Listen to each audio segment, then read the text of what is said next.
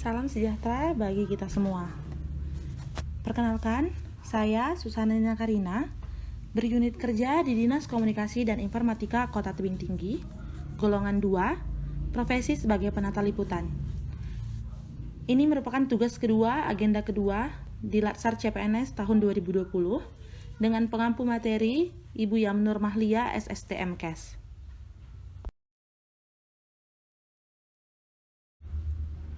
Core value ASN berikutnya yang akan saya bahas adalah kompeten.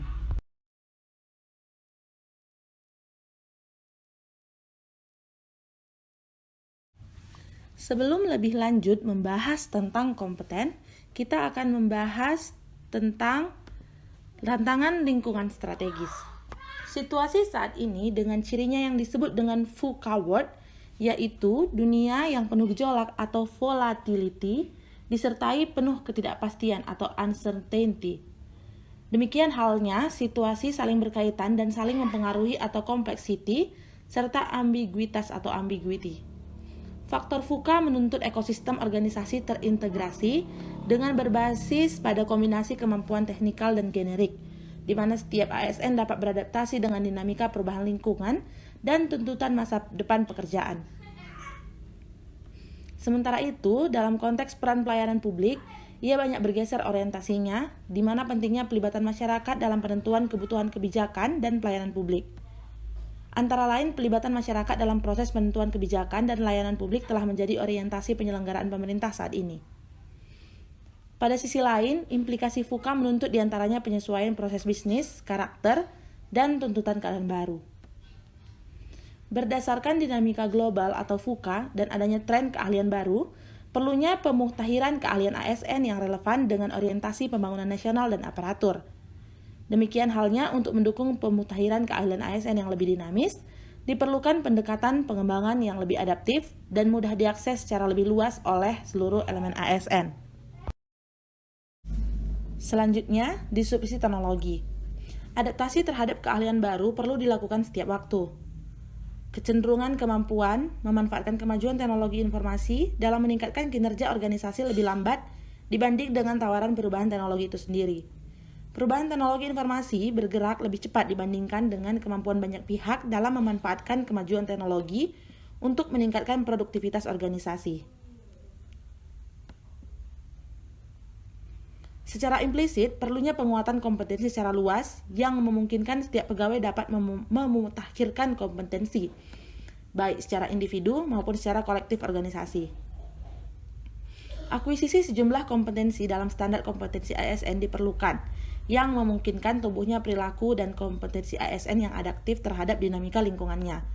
Menserasikan standar kompetensi jabatan dan model pengembangan dengan pendekatan pengembangan yang lebih variatif dan individual, sesuai kebutuhan kesenjangan kompetensi masing-masing pegawai, selayaknya lebih diintensifkan.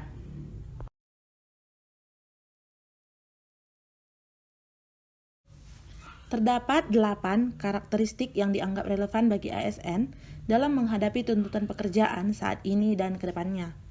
Ke-8 karakteristik tersebut meliputi integritas, nasionalisme, profesionalisme, wawasan global, IT dan bahasa asing, hospitality, networking, dan entrepreneurship. Ke-8 karakteristik ini disebut sebagai SMART ASN. Karakter lain yang diperlukan dari ASN untuk beradaptasi dengan dinamika lingkungan strategis yaitu inovatif dan kreatif, agility dan flexibility, persistence dan perseverance, serta teamwork dan cooperation. ASN yang gesit atau agility diperlukan sesuai dinamika lingkungan strategis dan VUCA. Terdapat kecenderungan organisasi pemerintahan mulai mengarah dari organisasi hierarkis dengan pembagian bidang-bidang yang rigid sektoral. Kini keadaannya mulai berubah ke arah organisasi yang lebih dinamis dengan jenjang hierarki pendek.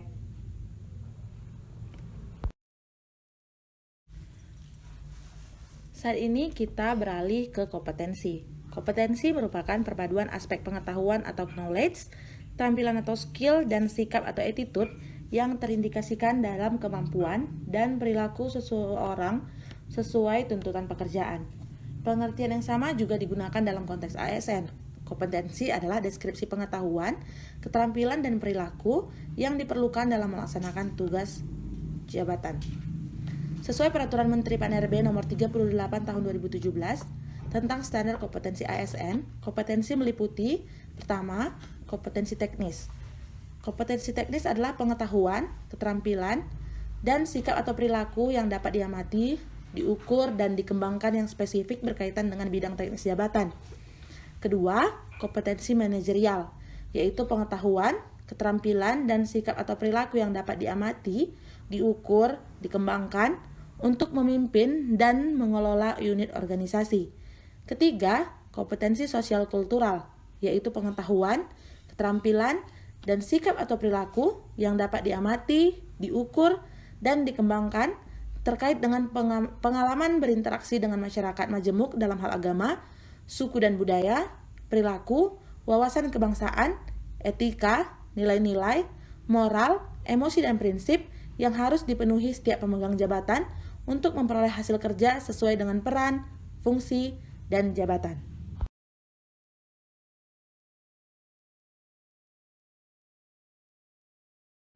Berdasarkan Peraturan Pemerintah Nomor 11 Tahun 2017, Pasal 210 sampai dengan Pasal 212, pengembangan kompetensi dapat dilaksanakan sebagai berikut.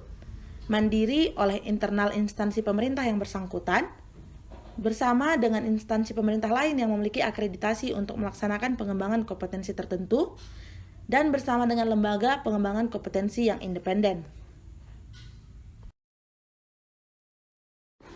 Terdapat dua pendekatan pengembangan yang dapat dimanfaatkan untuk meningkatkan kompetensi, yaitu klasikal dan non-klasikal. Pelatihan klasikal dimaksud merupakan proses pembelajaran yang dilakukan secara tatap muka.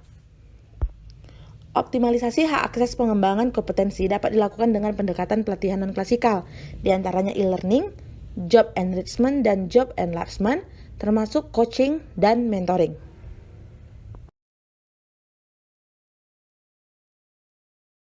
Coaching dan mentoring selain efisien karena dapat dilakukan secara masif, dengan melibatkan antara lain atasan peserta pelatihan sebagai mentor sekaligus sebagai coach.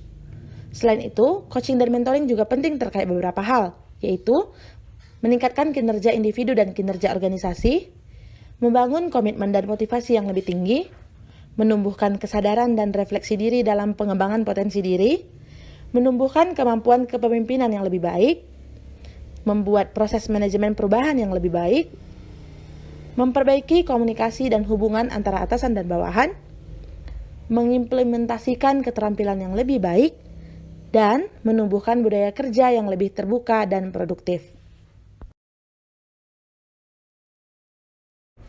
Sesuai prinsip Undang-Undang ASN Nomor 5 Tahun 2014, ditegaskan bahwa ASN merupakan jabatan profesional yang harus berbasis pada kesesuaian kualifikasi, kompetensi, dan berkinerja, serta patuh pada kode etik profesinya.